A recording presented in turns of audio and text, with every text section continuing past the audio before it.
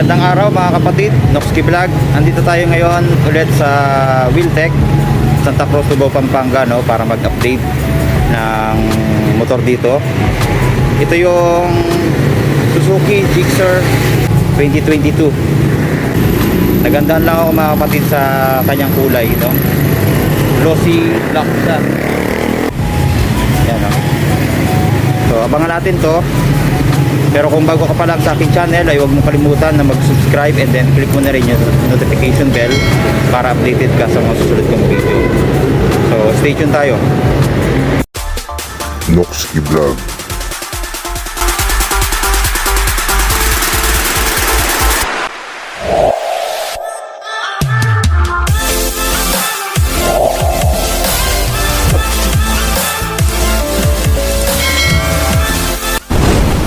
Noxky Vlog.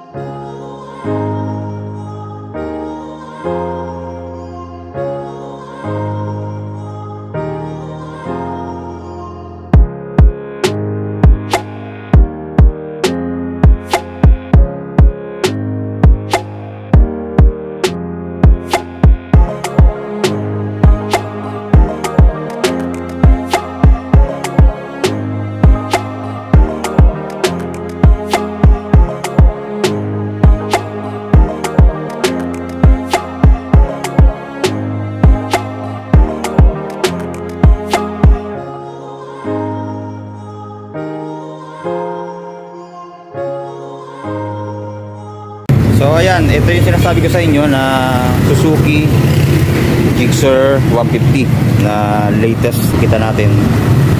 Glossy black. Ayan, napakaganda nung pagka-black niya. Tapos yung latest na decals, ito, ganito siya, no? Napaka ano lang, simple lang yung decals niya. Ayan, makita natin yung Gixxer hanggang dito, no? Tapos meron pa siyang maliit na Gixxer dito. Tapos meron kulay na red decals niya. Yan. Tapos naka 5 speed pala to mga kapatid, yung shifting nito. 1 down, 4 up, no? Tapos naka single shifter, no? At tubeless na yung kanyang mga gulong.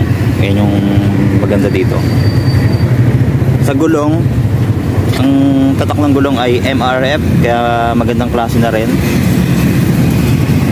Sa size ng gulong niya ay dito sa harap ay 100 by 80 by 17. Tapos naka mags na rin, no? Ganda rin yung mags niya. Yan, no? Meron pa siyang decals na kulay red dito.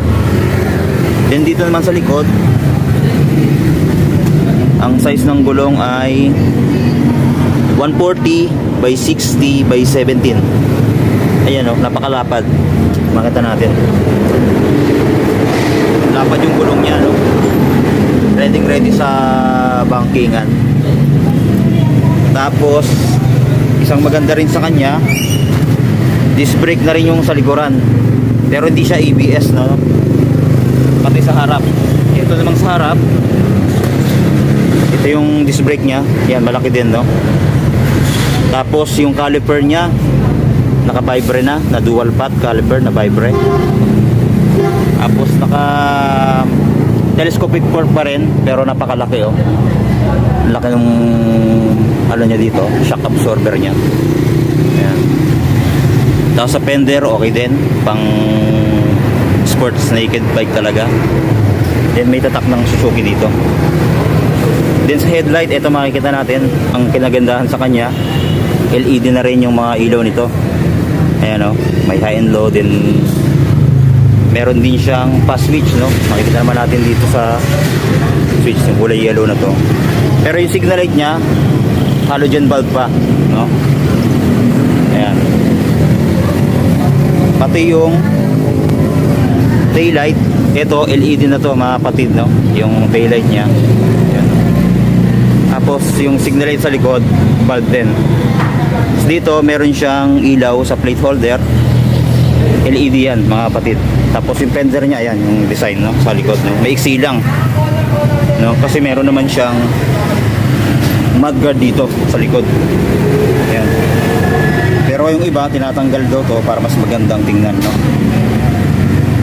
Ayan, mas magiging sporty look kasi pagka wala ito. Tapos meron pa dito mudguard para naman dito sa ilalim hindi madumihan, ano? Ayan. Tapos ito nga kanina yung tinuro natin, disc brake na rin yung likod, no? Tapos naka single pot caliper na malaki naman. Ayan yung kinagandahan dito. Tapos sa kanyang muffler, ito makita natin maka dual exhaust na rin. Tapos ito mayroon siyang chrome design dito. Yan yung maganda sa kanya. Tapos ito yung heat guard niya na parang stainless. Makita natin. Tapos sa preno, ito maganda rin dahil maganda yung design niya. Tapos yung footdeck sa driver, yan ang flip din yan. Tapos may goma, tapos alloy yung sa ilalim. Powered na rin siya mga kapatid ng SEP, Suzuki Eco Performance. Tapos sa inyo yung design niya, oh, napaka maskulados ng forma nitong Suzuki Gixxer. Pati yung tank niya, yan napakalaki, oh. Tapos 12 liters yung tank capacity. Makikita natin yung logo ng Suzuki dito. Yan. Yan yung good thing sa kanya. Yung pinaka kabilaan po yan.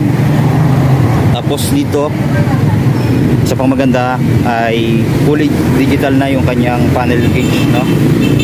Yan. May selection, may adjustment. Tapos andyan na yung speedometer, odometer, trip meter, andyan din may oras, and then yung sa fuel gauge andyan na rin. Neutral ito, tapos yung sa signal light, itong dalawang arrow na to. Ayan, makikita natin, lapit natin. Tapos meron din siyang engine check. Ayan, tapos yung sa headlight, yung ilaw. Ayan, kasi ito may ilaw pa yan mga kapatid, no? Ayan. Tapos sa mga switch naman, ayan, meron siyang high and low. Tapos kanina tinuro natin itong pass switch nya, then yung signal light switch. Tapos busina, ito. Tapos sa clutch, okay din. Malambot yan mga kapatid, no? Tapos dito, meron pa rin siyang kill switch. Tapos bukasan ng ilaw, meron din. Yan. Tapos yung electric starter nya. Tapos sa throttle, yan, napakalambot, no? Tapos yung preno sa harapan. Sa ignition nga pala ito, standard lang yung ignition nya. Pero nalalak din yan, no? Itutulak lang natin pa kaliwa, malalak na po yun. Tapos ito yung design ng tank nya, no? Yan yung sa takip. Then ano pa ba, ito yung kanyang makina, makita natin. Yan, 150cc. Yan. Tapos FI na rin mga kapatid. Tapos ano siya, air cooled pa siya mga kapatid, no? Hindi siya liquid cooled, air cooled lang siya. Tapos sa center stand, ito makita natin, no? Meron pa siyang center stand, then side stand. Pero yung side stand niya wala namang kill switch yan, ordinary lang siya. Tapos sa angkas, ito naman makikita natin, napipilip din yung sa angkas. Tapos sa size ng sprocket nya, eto 45 mga kapatid, no? Size 45 dito sa rear sprocket. Then dito hindi ko sure kung 14 or 15 eh. Tapos And ito yung kanyang susian, no? Dito sa compartment niya. Hindi natin mabubuksan eh. Hindi pa naka-activate to. Then sa upuan, ito, napakaganda rin ng upuan niya, no? Yung style. Sporty yung dating. Tapos sa angkas, okay din. Malambot din yung kanyang foam, no? Tapos yung kanyang grab bar, ayan ito. Glossy black mga kapatid. Na para din siyang sungay. Yan yung design niya. Tapos naka monoshock nga pala, no? Hindi ko sure kung adjustable eh. Pero sana adjustable din siya para sa mga kinailangan ng height, no? Kasi napaka-maskulado talaga ng design, no? Meron pa siya dito design. Tapos dito napaka-brusco ng dating. Ayan. Yan po yung Suzuki Gixxer 150 2022 model, no? Tapos sa kanyang price, ito mga kapatid, sa mga gustong kumuha, no? Available yan dito sa Wiltec Santa Cruz, Lubao, Pampanga, no? Ang cash niya ay 97,900.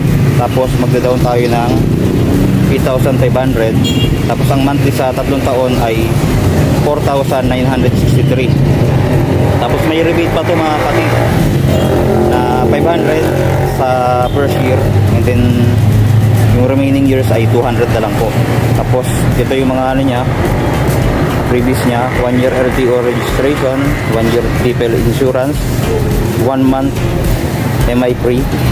Tapos mayroon siyang t-shirt, stickers, and keychain. Tapos 1 year free service. Yan po yung mga previous nito. Sa mga gustong kumuha, no, available po din dito sa Wiltec Santa Cruz, Lubao, Pampanga. So yan lang po mga kapatid, yung ating review for today. God bless po. Salamat sa inyong panonood.